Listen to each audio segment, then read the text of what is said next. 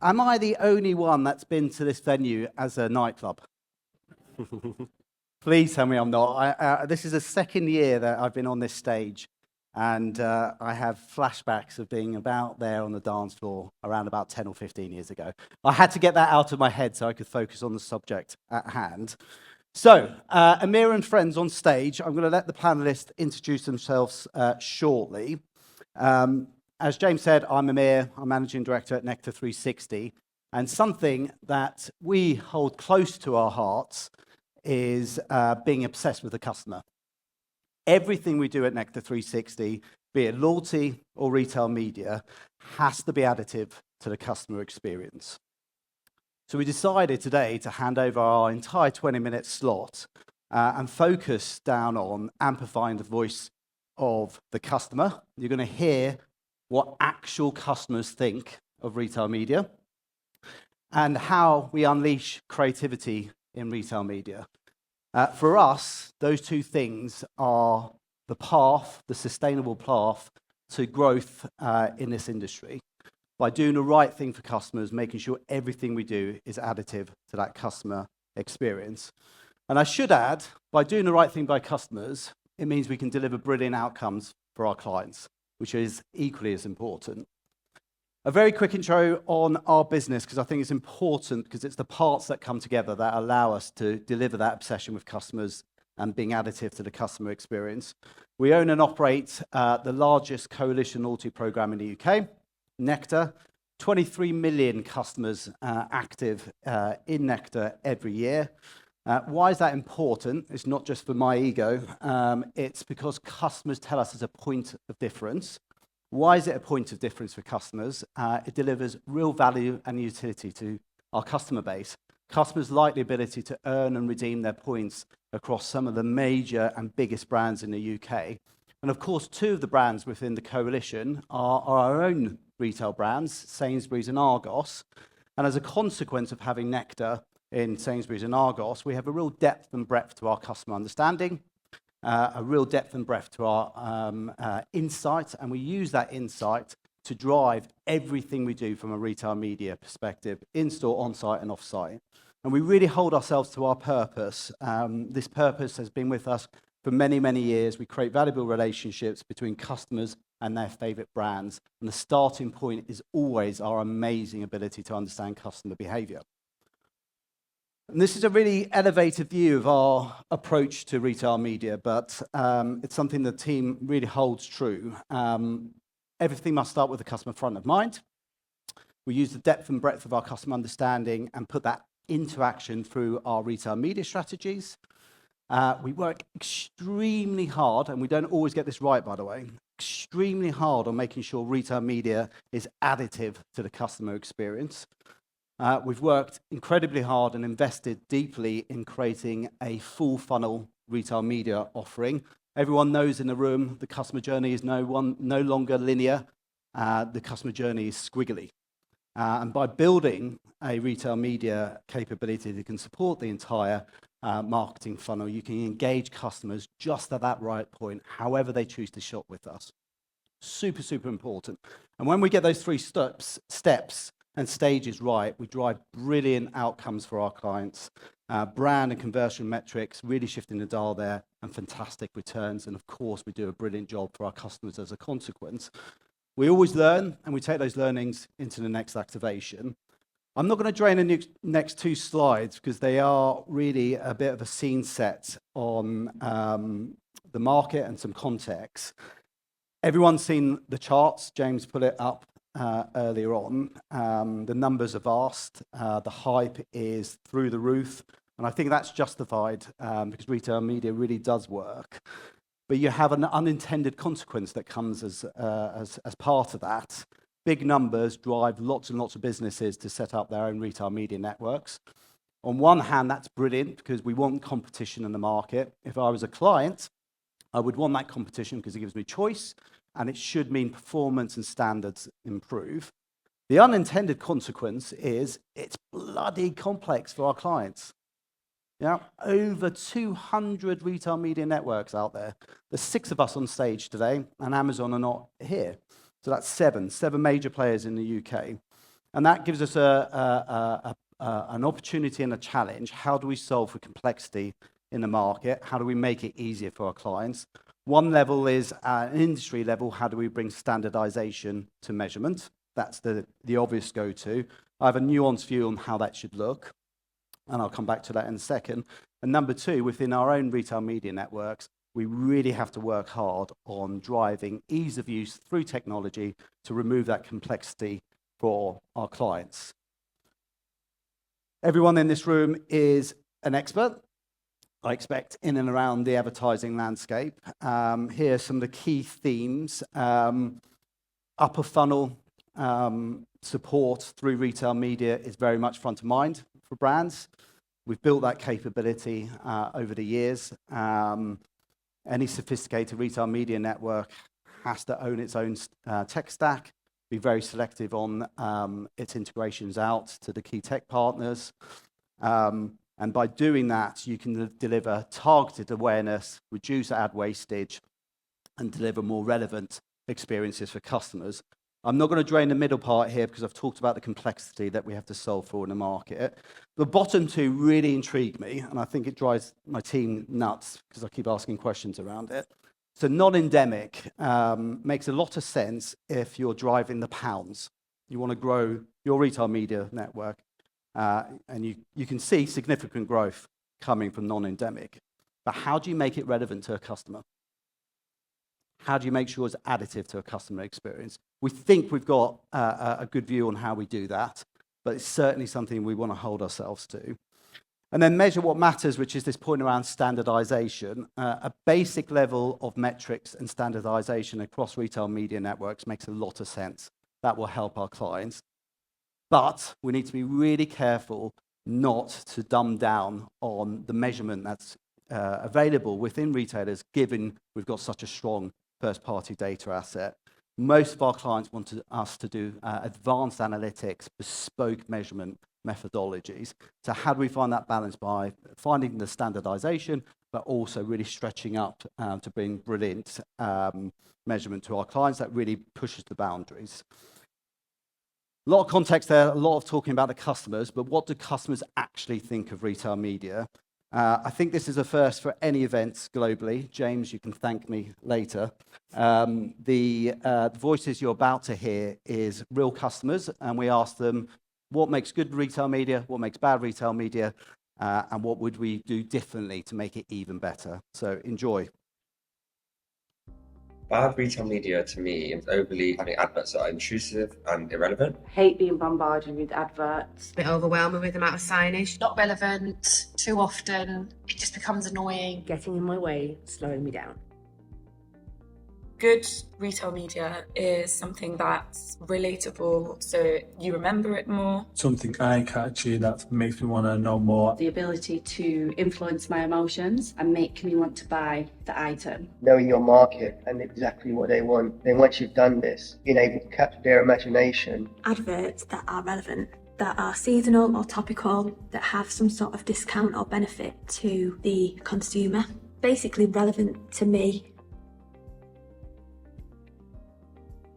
Maybe a bit more in-person advertisements, like a tester table. More eye-catching when it feels like you're being spoken to. Make it more personalised. It's quite nice when some of the companies sort of tailor-make a deal to you. Ideas could be like creative displays and digital signs. I think digital signs are really important. Uplifting, funny, positive, find a way to make someone smile or laugh. I'd like retail media to be more iconic. Sobering stuff on the bad retail media, satisfying points on the good retail media, and creativity came through. We've definitely got a license to be even more creative in the retail media space, as long as it's additive to the customer experience. Tom is looking a bit anxious behind me because I told him I'll do this in 10 minutes, so I'm going to rush through this. Talking about iconic, this is a unique customer moment that we ran in partnership with our amazing buying teams and our fantastic client in Coke. It was a Nectar Coke can, so a purple can. It ran May time earlier this year. 200 cans in distribution in Sainsbury's. Customers would unpack a can, one of 200, they win 100 Nectar points. Customers went absolutely bonkers, not only in our stores, online, on social media platforms, absolutely smashed all our expectations in terms of performance, made a real difference, really created a unique customer moment, and unique, and iconic rather. Really pleased with this. This is the sort of stuff that we want to do more and more and more on. My time is up, and I want to hand over to Tom, but it's only made possible through a really deep understanding of customer behavior, really thinking about a connected journey, engaging customers just at that right point, however they choose to shop with us. And look, we've got to be more creative in the retail media space. By being more creative, we can really shift the dial for our customers, create those unique and iconic moments for customers. Tom, over to you. Awesome. Thanks, Amir. Hi, everyone. I'm Tom Priestman. I'm the Director of Client Services at Nectar360. I'm joined by two of our fantastic clients on stage. Natasha, I'll introduce you first. Figure skater turned entrepreneur. Natasha Bowes founded Biotiful Gut Health in 2012 with the vision to make natural gut health accessible to all. Knowing firsthand that natural gut health is a catalyst for overall good health and well-being, the brand was built by making it simple and enjoyable for people to look after their gut with naturally nutritious products every single day. Thank you. I would like to introduce Sarah Millbanks. Sarah is Senior Marketing Manager at Kenvue, leading the Listerine brand across the UK, Ireland and Nordic markets, delivering full funnel marketing activation. And prior to this, Sarah worked with Kenvue's skincare division for 4.5 years, growing brand penetration growth and evolving media touchpoints, including retail media and social in particular. So thank you. Fantastic to have you on stage today. Now, you heard from Amir how utterly obsessed we are with the shopper. We use this to govern all of our decisions internally, be that the insights that we derive from Nectar points all the way through to the activations we deliver with clients such as yourself. So maybe, Sarah, if I come to you first, how do you currently gather and analyze customer feedback within your retail media strategy? So at Kenvue, we're really focused on helping consumers and customers realize the power of extraordinary care every day. And that means that the consumer is at the heart of everything we do end to end. And retailer media for us is kind of no different to how we think about other touch points as well. So when it comes to things like media briefing, we'll be inputting social listening, equity tracking. We'll even we'll use Sainsbury's insights platform. That gives us demographic data, regional splits as well. And that really informs then the activation that we then put out into the market. We then use the full funnels, so we really maximize the impact that we can have by using touch points like connected TV, proximity, out-of-home media, digital out-of-home media, as well as then more conversion driving through touch points like social as well. So it's really across the full funnel mix that we're activating, and then we're gaining insights throughout that entire process. I think something that's really unique about retailer media is the level of hyper-personalisation and customer insights that we can then galvanise as we go through, and that's the fuel then that we continue to kind of learn and use to feed future activations. Well, I love that fuel to feed future activations. We love that, the terminology there. Natasha, if I come to you to kind of build on that, can you share an example where you've incorporated customer feedback into a campaign that's influenced it? Absolutely, with pleasure. To bring an SME perspective into this, having built a new category in the UK, kefir category, a natural gut health category, for us the most important thing is to drive penetration. That's the key source of growth. And consumer data is extremely important in understanding, amongst other things, the barriers to that, so that we can break through the barriers. And when we were relatively recently at the point of wanting to break through 15% penetration, brand penetration in the UK, the richness of the consumer insight that we have had allowed us to distill it down to one most important point, and that is related to taste, that the consumers couldn't quite connect, consumers at large couldn't quite connect with the healthy fermented foods, surprise, surprise. So in order to break down that barrier, we actually, and using this information, we have repositioned our creative platform and towards taste, and off the back of this have activated through retail media the wave of the campaign that's we formulated creatively, Try Me, Love Me. And this is the essentially money-back guarantee mechanic that resulted in bringing 30% new consumers into the brand and into kefir, into Biotiful kefir. We obviously have been exceptionally pleased with that, and that probably demonstrates the power of insight. I love that. So the insight was informing the creative messaging that you were then using in store. That's brilliant to kind of see it all come together. And we heard creativity come through very loudly and clearly from the consumer listening that we did there. You know, they want things to be iconic. I think was one of the phrases used, right? To be entertaining, to make people laugh. How do you balance that? How do you balance sort of data-driven decisions from your side with storytelling within your campaign? It is absolutely necessary to balance those, in that just like you balance science and magic, if you like, in anything that you effectively do in marketing to the consumers, but the being fully grounded in the consumer insight and consumer data allows us to have the best possible quality ingredients to our campaigns, and then the creative is that magic.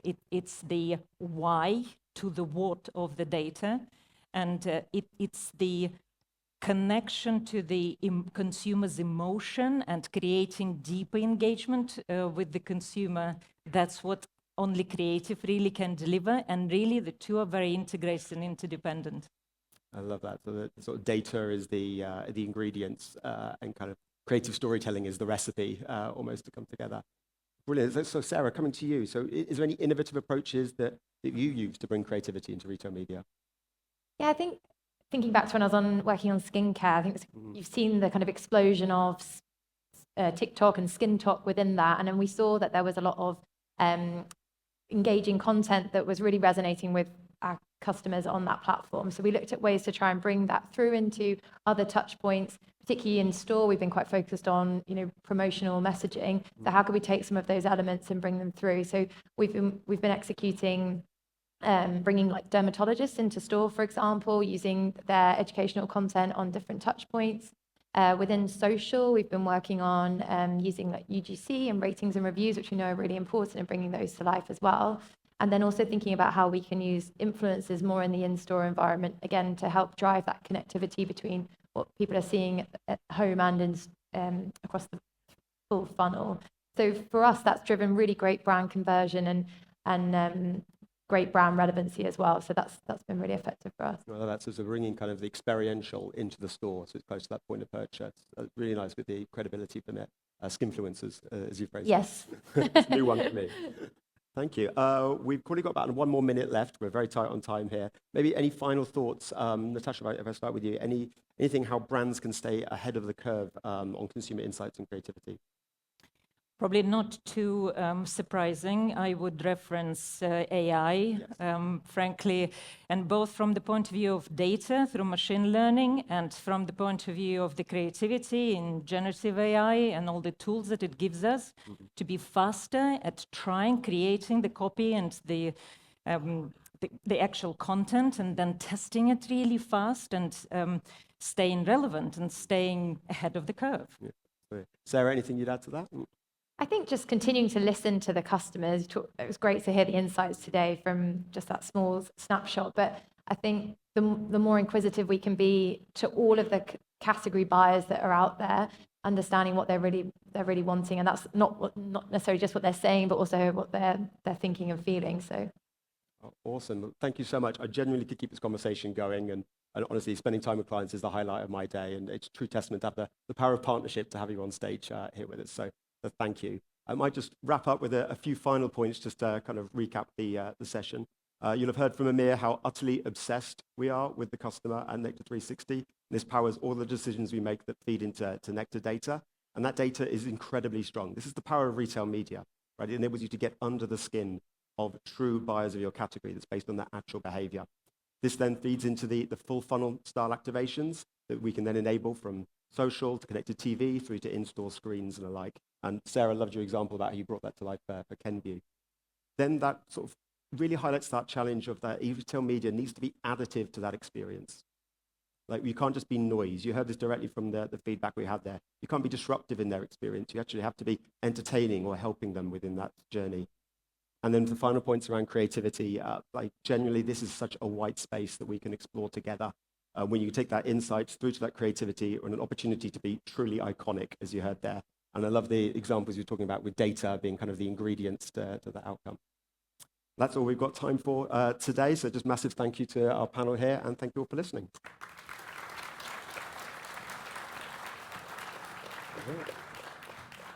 Awesome. Thank you very much indeed. Can I ask you a question, Tom? Your glittering media career, you've done a couple of things. You've been brand side, you work for a big digital platform. What is it about working so close with a retailer that's different? Is it this obsession with the customer that you talked about?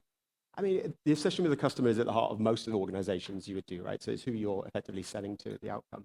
I'd say what is most exciting here is that retail media is at the beginning of this journey. And there's a lot of arguments to say where we are on the wave, but generally, this feels like social was 10 years ago or search was 20 years ago. So it's incredibly exciting to be in a space now where we're effectively writing the book as we kind of go. And we are seeing incredible results so early on within this that actually you just start to think, wow, how much further can this go? It's hard to see a world where retail media doesn't touch in any way all media touch points. And in a weird way, we'll be talking about media at some point, probably next year, and we'll drop the retail bit completely. Yeah. Thank you so much. It was a brilliant panel. It was a brilliant session. Massive round of applause for Nectar360. Thank you. Thank you.